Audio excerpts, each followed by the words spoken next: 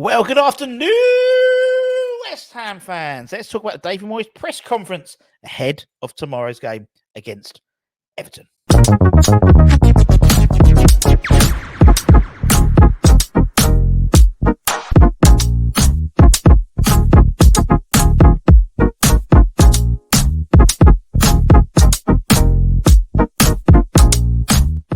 Yes, everybody, us and the West Ham Network, hope you are all safe and well. It's Friday, and that means it is the David Moyes press conference ahead of the game at the weekend. We play Saturday, 3 p.m. kickoff. Unbelievable, Jeff, as we play Everton at Goodison Park. And we use this section as Hammer's Headlines in association with the KUMB.com boys. On a Friday, we take the David Moyes press conference, we dissect it, give you what he's been said, give you our thoughts as well. More importantly, let's start with possibly the most important thing, which is team news. Let's start with team news. That's what's important. This is what the team news was. Actually, no, that's not. This is the team news. In terms of our squad, Aaron Cresswell felt his calf and Achilles before the Brentford game, so we didn't want to risk him. We should be all right for him for this weekend. Maxwell Cornet pulled his hamstring a bit in training before the Brentford match. He might be out for a few weeks at the moment. They're the only two in the injury category, which is great to see. Obviously, neither will be making an appearance. Would have been making an appearance in the first team anyway. And you know, with Lucas Paqueta, there's been no. Seems to be all right. We're talking about. He had a few questions about Lucas, which we'll bring up in a minute. And Calvin Phillips back from suspension as well. So yeah, not too shabby. Not quite the fully fit squad yet, which is the first time we've had a fully since probably December time, I think, probably. Not quite yet with Aaron and Cornet now. It looks like a few more weeks, that's for sure. But yes, poor old Cornet, innit? Asked about the Brentford game. And obviously the fallout from that. He said it was an important win. It keeps us hanging in there in the league. We've had a great start in the game and went about it in the right way. Credits to players with the way they went about the job. There's always room for improvement. But overall, we were pleased. Good to know that Moyes is pleased with a victory. It's nice to see. Obviously, Monday, we talked about Lucas Paqueta, and obviously there was mixed noise about whether how fit he was or was he wrist or all that type of stuff. He got through he played 75 minutes. Looks a bit leggy after an hour, so it'd be probably better to have gone off then. But anyway, now 15 minutes. Asked about Lucas and his impact on the side and of him on Monday as well. He says, I was a bit concerned about him coming back from injury, but he was great. We've got a busy period coming up, and players like him are going to be very important. I think we saw his value against Brentford. With him, Mohamed Kudus and Jarrod Bowen firing, we're in a good place. And indeed, when you have your three most prolific talisman like not in the side, we're going to look a bit toothless. But with them all returning, so Paqueta played well. For Kudus was always a constant threat, and obviously Jarrod Bowen getting his hat trick. Asked about Bowen and his goal tally so far, gets into 14 Premier League goals. Only two players have scored more than him this season in the Premier League. One of them being Haaland, and one of them being Mohamed Salah. And he's only two off the Di Canio all-time Premier League goals in a season, which was 16, I believe. And then also he is. The last time we'd have hit 20 goals a striker would have been,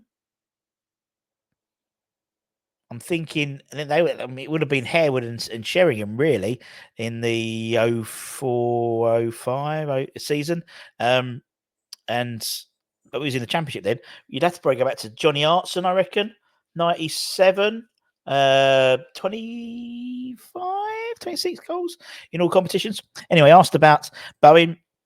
He said, I think he's so keen to score goals and he's enjoying that feeling of hitting the net. He's capable of playing different roles, but I get the sense he loves scoring goals. I've not set him a target, but if he could get 20 goals, that'd be amazing. So that's a target, David Moyes. You've put a number there. So that is a target, David Moyes. Like when you said a target of 5 wins the rest of the season. That is a target of 20 goals. More than capable. 6 to go with how many games left? How many games have got left? 15, something like that. Then I just made that number up. I haven't even checked. Absolute shambles. Haven't even checked. How many played? 12 games left. 1 in every 2. could happen. As I said, only needs 2 more to equal Di Canio's score of 16 in a Premier League season. Obviously, we go to Everton on Saturday. Not always a very good hunting ground. In recent years, a bit better, but traditionally not a very good hunting ground for us in terms of getting anything out of the game. I think we're on a minus 75 goal difference. That will all be in Stat Attack later on, which will be tomorrow morning. Asked about Everton, he says that they gave me a start and the chance to make mistakes. We grew the club, and I hope people will look back and think we did well. The biggest thing I took from my time there was the players. We had brilliant players who were brilliant to work with. I had great memories of that place. I'm looking forward to going back tomorrow. Losing the points must have been a huge disappointment, but I couldn't tell you what that's like because I haven't experienced that. I'm sure they'll be well up for the game tomorrow. And obviously, David is referring to the 10 points deduction. Obviously, they've got 4 points back because they've got 6. It's still a 6 points deduction with a potential another charge over the head, which apparently the verdict will be in early April. But it is, I think Michael said on stream this afternoon, it can take the appeal process could take up at least 4 weeks, which could be post the season ending. So it's absolutely a shit show, really, in all honesty. And actually, we had Ped from Toffee TV, massive YouTube channel, and he was talking about quite highly about David Moyes' time at Everton, and how it was a great time for him, in terms of European journeys and all that type of stuff, and some great players over that time, and it's a great time of his life as well. So it's really quite sweet, actually. It was quite a sweet sort of retrospective look back at Moyes' time at Everton by him. Asked about going to Goodison Park, obviously a brilliant stadium, great atmosphere. Not great view lines, let's be honest. There's a great backing, and they have great people up there. I've got a decent record there, but I don't think you can really put that down to anything.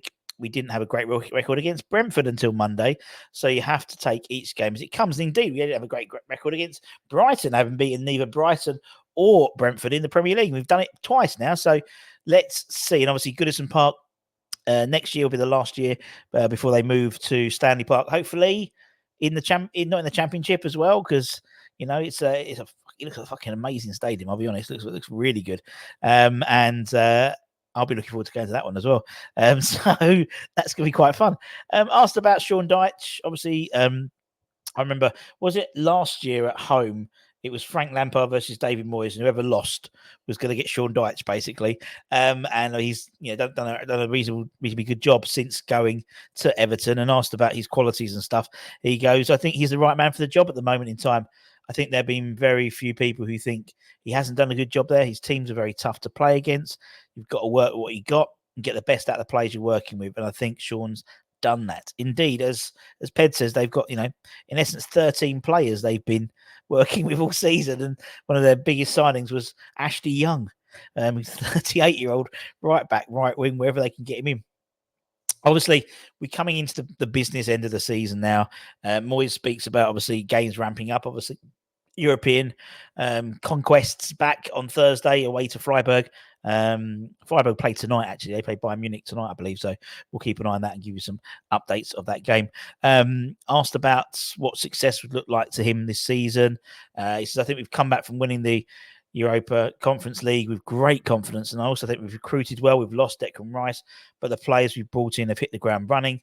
Hopefully we can keep performing well until the end of the season. Obviously, yesterday was the LFAs, the London Football Awards. Declan Rice picking up Player of the Year, and Postecoglou picking up Manager of the Year for only half a year's job. Asked whether he was disappointed or whatever in terms of not winning. It's always nice to be recognised.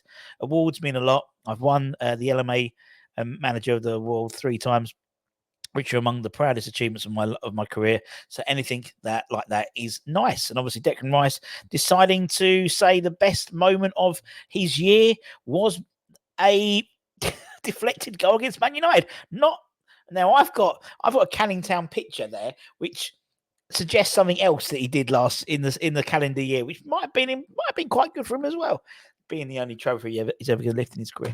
Anyway, that's it. That's it, my friends. So take care, stay safe, stay warm, stay humble. Keep an eye on the channel. We may well have Irish Tommy on later on. Don't forget to check out neesandmotherbrand.com for the latest news, reviews, and opinions. And it'll be back tomorrow with all the fun of the fair in terms of stuff for the Everton game 3 kickoff on a Saturday. Who would have thunk it, really? Take care, stay safe, stay warm, stay humble. Keep the faith. Come, you irons.